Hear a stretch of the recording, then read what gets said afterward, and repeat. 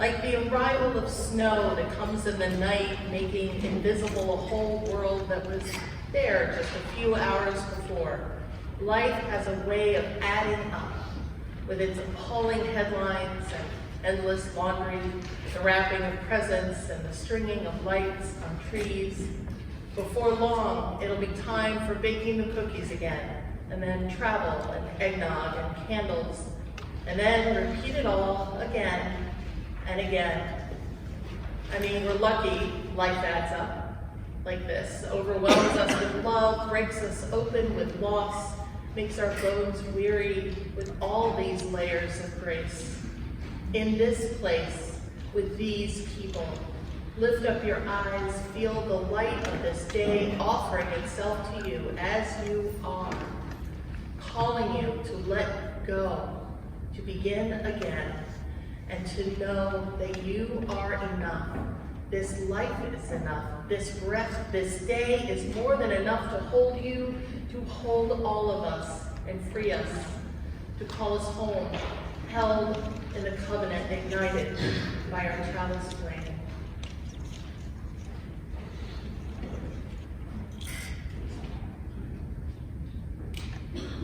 Come, let us worship together.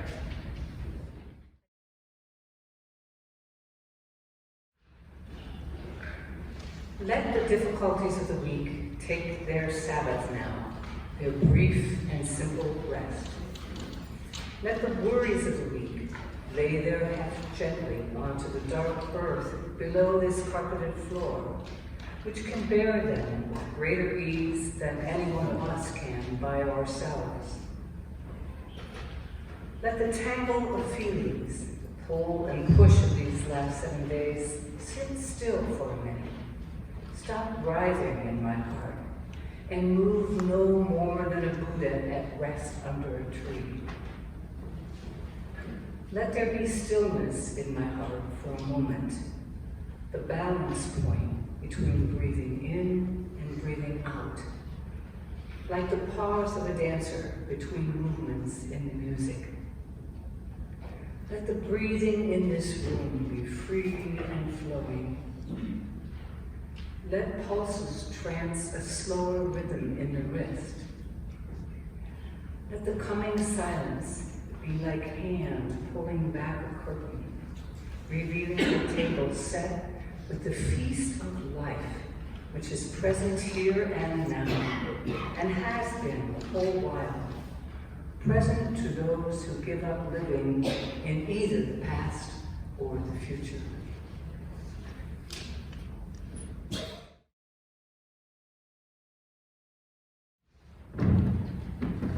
How you doing? Good. Yeah. Most people answer good, fine. It's easy, it's short, it's to the point. I'm fine, thanks. How are you? Right? We find we don't even listen to the answer because we're too busy not wanting to burden others with our own woes. But we do carry woes. Some of us have medical issues that we're dealing with. Some of us are going through some emotionally hard times. Some of us have stress or conflict in our families, our community, our workplace. We're worried about our democracy and healthcare and the suffering of others and the suffering of our planet. We're all bearing the collective heaviness of a national angst that has been going on for a long time. As songwriter David Gray sings, "My, oh my, you know it just don't stop." We are, in fact, not fine. But most of us are also not so bad. We don't have much to complain about. We're having a good day. We're happy about something that happened at work. We're excited about Christmas or Hanukkah. We're thrilled about something that our partner did. We're relieved that we're feeling better. We resolved an issue. We have a few extra bucks in the bank, so we're fine. And many of us aren't. I know I'm not. My, oh my, you know it just don't stop. We're in a season of real hardship. The days are getting shorter, and here in the Northeast, with all of the rain and clouds we have had, it is so noticeable. For those of us who suffer with seasonal affective disorder, are sad, we're lost without the glimpses of sunlight and our light boxes and our antidepressants, if we can afford them. My, oh my, you know it just don't stop. And we're in a time when holidays and holy days reveal in their celebratory gatherings the specter of those who are no longer with us. And the fear that those who might succumb to illness or old age will do so right around this time of Thanksgiving, Hanukkah, Christmas, Yule, the New Year. And many do. My mother died the day before Thanksgiving 12 years ago, and my father a week before Christmas 35 years ago. And their absence still lingers. My, oh my, you know, it just don't stop. We're in a time of remembering people we once loved who are just no longer in the picture. Exes, estranged family members, friends who moved far away, friends we've moved far from. Their absence reminds us of friendships lost, relationships ruined, and the unexpected grief of empty nests and singlehood. My, oh my, you know it just don't stop. And as we rush headlong into the new year, we start assessing the year and the years gone by. Maybe we started a new job, which means we left an old one. Maybe we started a new relationship, which means we changed how we relate to someone intimately. Maybe a new family member arrived, which changes the family dynamic. Maybe we decided to retire, which means we left one kind of life for another. Maybe we moved, which means saying goodbye to a home. My, oh my, you know, it just don't stop.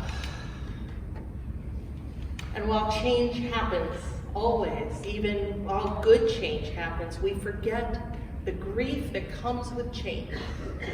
And when we do, boy, sometimes it hits us really hard. And we don't think about these ambiguous losses very often, and whether they're losses tied to changes in our personal lives or more existential losses like concern for our world, or catastrophic moments of loss like hurricanes, mass shootings, terrorism, war. They keep us in a state of, well, fine, we're fine. So let's breathe.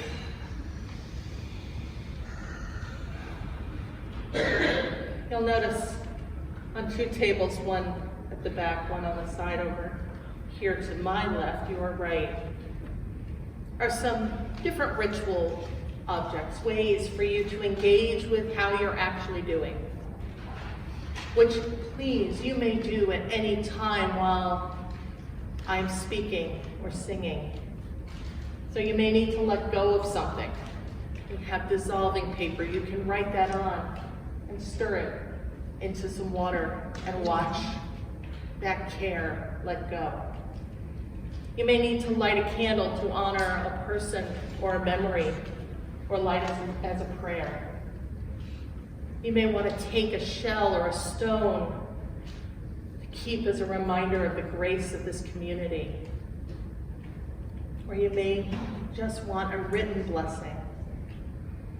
Or you may need to do none of these things, but please feel free at any time, whether I'm talking, whether there's music, whether there's silence, to engage what can be, for many of us, not just a cerebral moment, but an embodied one. Because we feel it in our bodies, right? The realization that we're not actually fine. Our shoulders get tight. We get that headache that's right here, that aches, the tenseness, our hands. And when we realize it, we then have a choice. We can stay in the not fineness, or we can figure out what to do. So my friend Kenny recently asked me, what keeps you going in tough times? What does it mean to seek joy in seasons of sadness? Where is grace in times of hardship? Well, he was wondering, and I bet you're wondering too, and I'll be honest, I'm wondering. I'm not sure why he asked me, because I'm not sure I have the answers, and yet, my oh my, I might have a couple of ideas. So I think it starts with remembering who we are and whose we are. So let's start with who we are. Who are you? Remembering who we are requires us to set aside the things that ambiguous grief tries to tell us, that we are not worthy of love or healing or connection or success or joy. Remembering who we are requires us to embrace the complexity of who we are. And that's not easy. Every single one of us has cracks and scars that are evidence of lives lived through grief and trauma, sadness and illness. Every single one of us is going through things that no one else could imagine. Every single one of us has our own story of how we got to this moment, how we hold the complex messiness of being human. And it's often at this point that some of us look around and say, well, all right, it's not that bad. I have a lot to be grateful for. When what we really need is for someone to say, yeah, that sucks. In an article in Good Housekeeping from a couple of years ago, writer Liz Brown reminds us that we need to assess and complain and acknowledge and grieve in order to land in a place of gratitude. What we forget to say when we talk about the book of Job in the Hebrew Scriptures is that after Job has lost his family, his farm, his livelihood, his friends, his standing in the community, his reputation, he spends many chapters complaining loudly to God, making lists of all the things that are making him miserable and processing his feelings about it. It's okay to do this. It's needed. You see, when we shortchange our struggles, when we dismiss our angst and our fear and our anger and our grief, we aren't being gracious to ourselves. Being gracious to ourselves is, in part, means acknowledging our ingratitude and letting that process move us from shame toward acceptance. We are so hard on ourselves. So let us take a moment, sit back, or stand and act a ritual at one of the tables. Breathe and marvel at your life.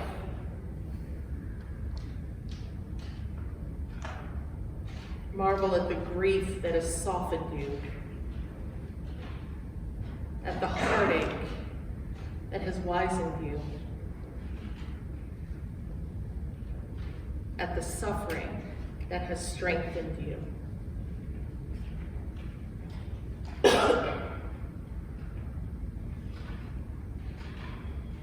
Acknowledge and know that despite everything, you still grow. Be proud of this. And as we release, this is where we find real, meaningful gratitude. I recommend starting with the little things.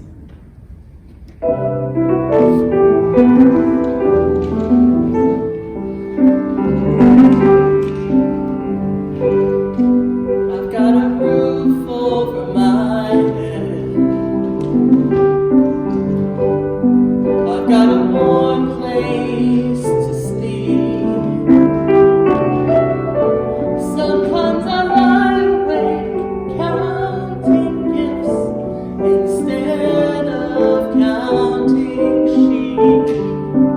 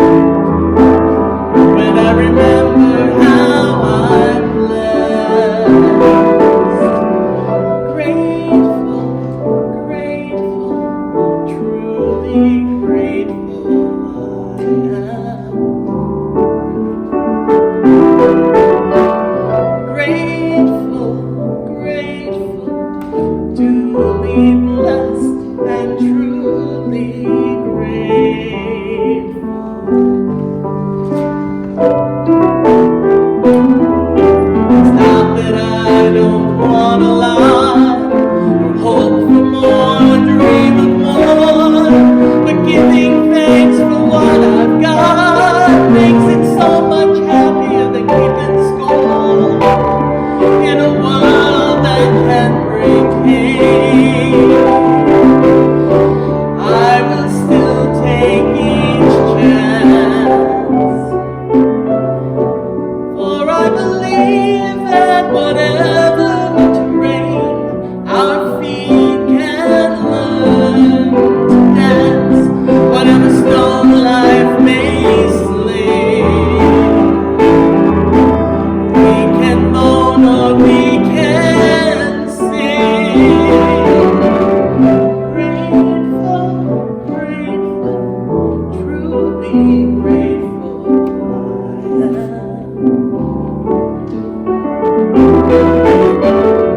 Grateful, grateful, duly blessed and truly grateful.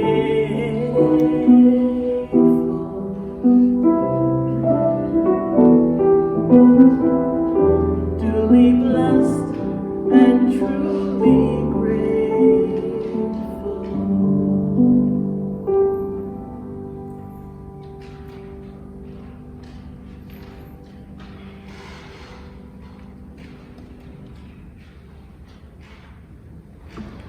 So remembering who we are is about remembering these feelings of ambiguous grief, whether positive or negative changes. But these feelings do not define us. Ambiguous grace doesn't define others, by the way, either. Remembering who we are also means remembering that everyone is carrying something with them that we just don't know about. Even close friends and family members may be bearing a burden that you can't imagine or put into words. We need to remind ourselves just how hard the hidden stories around us might be, which is an invitation to remember not just who we are, but whose we are. There's a remarkable moment in the new film, A Beautiful Day in the Neighborhood, where Mr. Rogers, played by Tom Hanks, invites his journalist turned friend, Ben Vogel, in a diner and invites him to remember who he is connected to. Mr. Rogers says, "Take a minute to remember who loved you into being. I'll watch the time." We did not watch a montage in that minute, but rather watch Ben's face as he remembered family and friends, mentors and teachers. And I suspect I wasn't the only one in the theater that day who also took him up on that invitation. In that minute, I remembered that I'm not isolated, I'm not disconnected, but rather held in my past and my present by people who love me. And so whether you simply sit and remember or attend to this moment again at one of the tables, I invite you to take a minute to remember who loved you into being. I'll watch the time.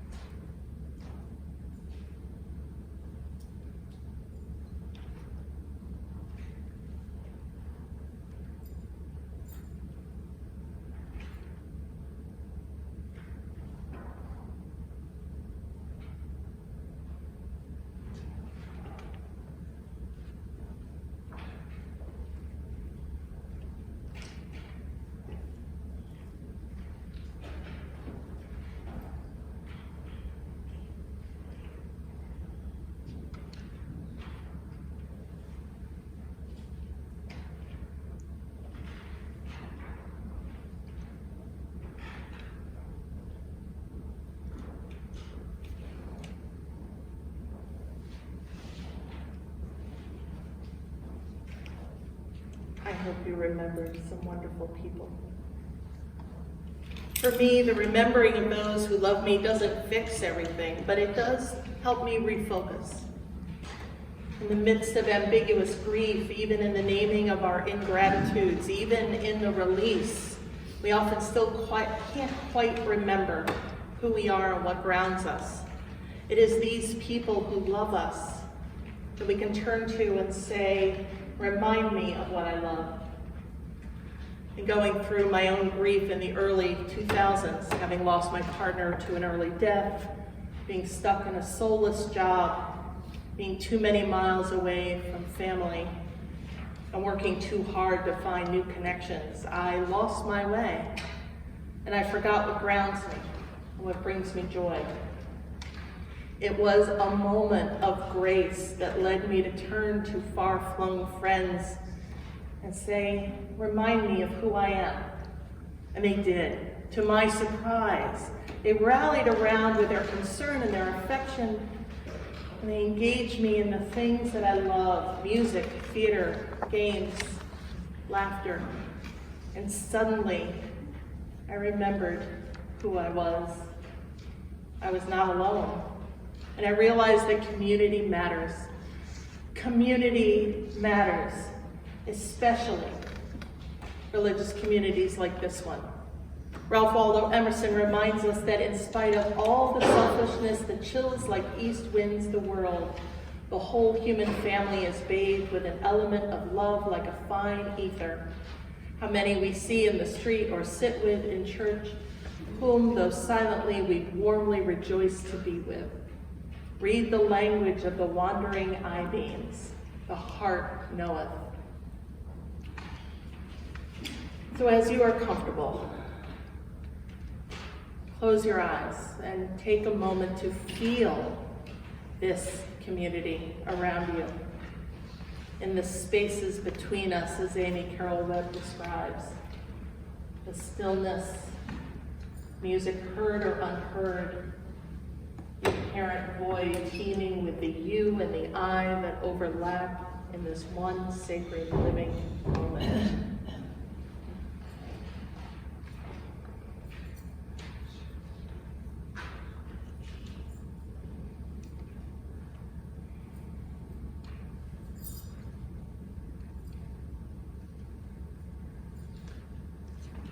In the spaces between us, we are reminded of whose we are. Ambiguous grief is a liar. It tells us that we are all alone and that no one understands us.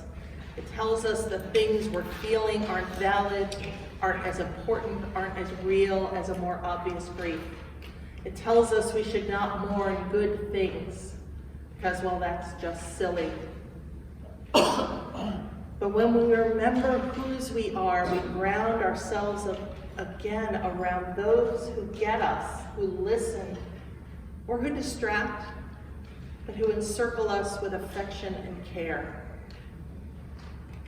And we are more likely to remember the other side of that too, to encircle those we love with our affection and our care when they are struggling. It matters, these moments of kindness, these moments of grace, born of compassion, born of affection, born of connection. Moments of grace are unexpected but touch us in ways we can't always put into words. But the heart knoweth. Let us continue this blessed time of quiet reflection as we consider the unexpected moments of grace that reconnect us to our deepest grieving selves.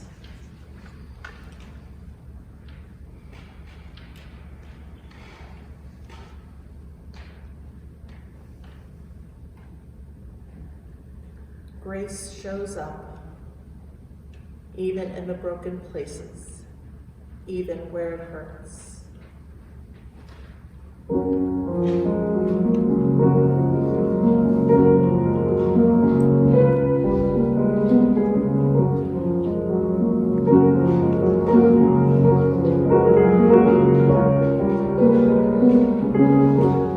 Grace shows up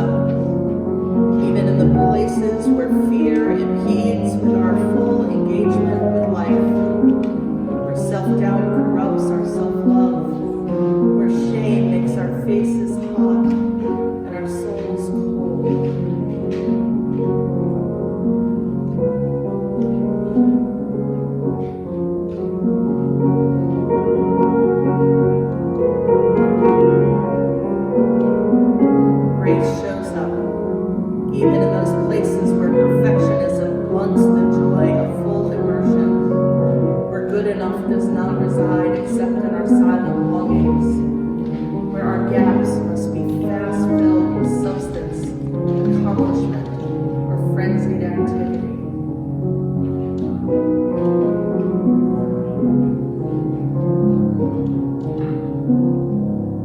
Grace shows up where we would doubt our own goodness, richness, fullness, and depth, where we would doubt our own significance, our own profoundness.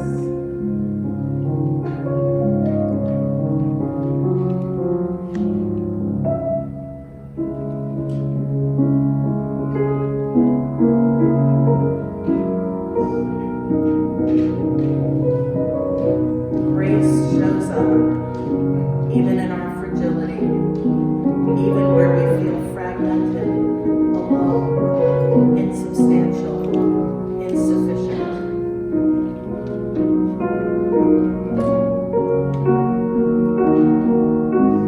Grace shows up even as we are in process, even as we stumble, even as we pick ourselves up again.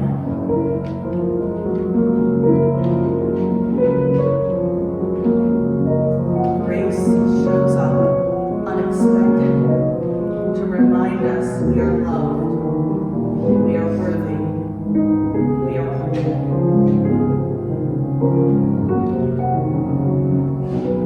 May we breathe in grace and breathe out love.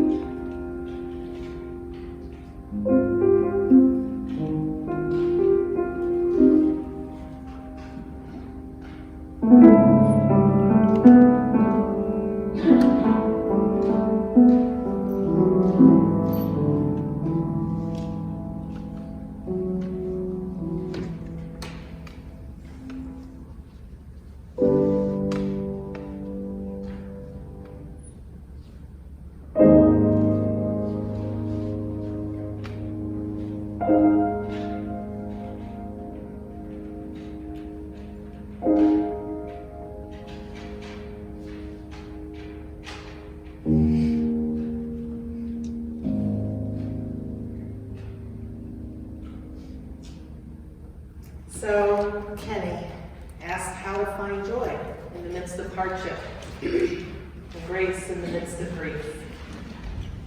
It seems to me that the answer is remembering who we are and whose we are, surrounding ourselves with people and places that call us back to our best selves, and remembering that we are whole.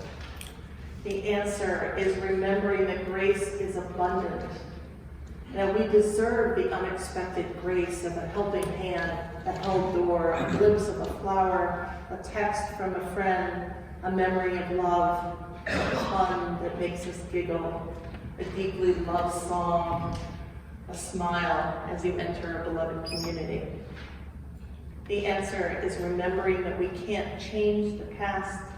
We can only choose how to go forward. The answer is acknowledging the pain, sorrows, and troubles we've experienced and finding ourselves whole and held and loved anyway. The answer is knowing that one ritual, one service, one moment does not fix everything. But every time we do one thing, grace shows up and makes it just a little bit easier. The answer is knowing we get to write a new story and find the blessing in what's next. The answer is remembering that we always dwell in the grace that is that wondrous love.